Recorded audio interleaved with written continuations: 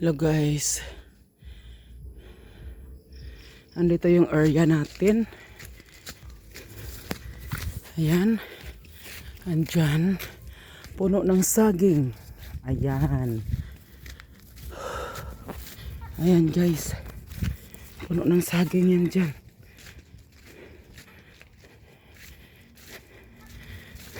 Dira atin pa yan dito guys, no?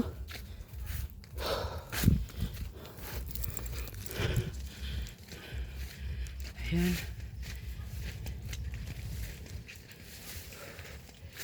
Dito, atin pa yan dito.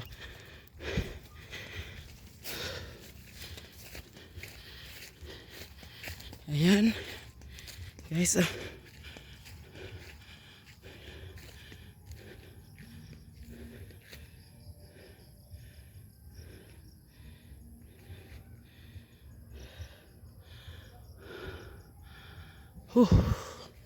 So guys, may mga niyugan doon sa taas. Ayan, kawayan. Ayan. Tapos diri.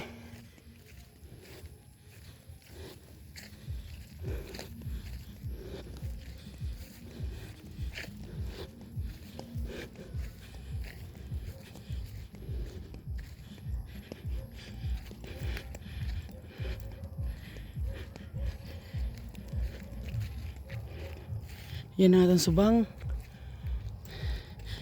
Kanina po wala. Sino?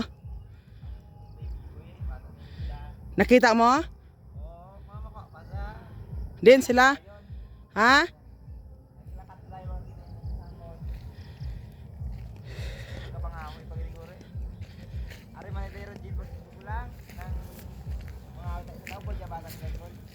Sino nga Rodjen? Ate sila nagpanguha de?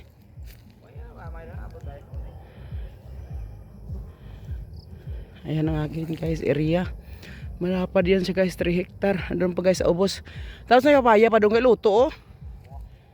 Ito kitang kita papaya doon guys oh. Dami mga kasagingan dito.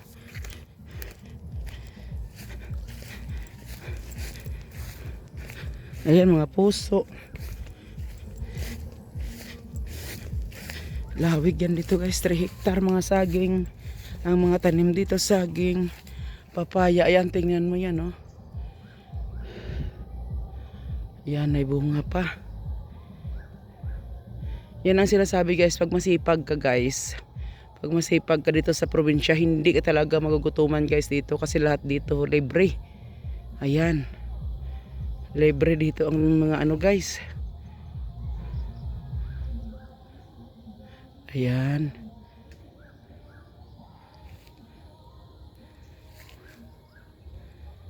Yan. Grabe, dampot to sa ubos yan guys, ang area natin. Yan. Tapos binalikan naman yan ng sirguilas guys, kasi magsisimba kami bukas. Naabutan nila, mga bata nandito. Ayan yung anak ko. O, tingnan mo yung dito, wala ng bunga dito, luto oh. Panganay ko, ayun. Naabutan niya yung mga kamag-anak din niya. Mabuti nakarating ka, kung hindi. Ayan. Ayan guys. Andun pa yan guys sa ubos. Kaya nga guys, kulang nandito guys, kapital. Ayan. Papaya, kawayan, sa banana. Yan ang ano namin dito.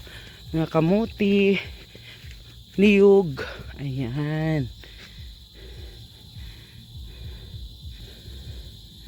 Ilalim na siya guys, no? Pero ganyan yung aming ano dito. Ito niyog namin doon. Sa baba pa, mayroon pa yan doon sa baba guys. Ayan yung saging namin. Marami na yan sila guys. Pwede na yan sila matuba. Oh.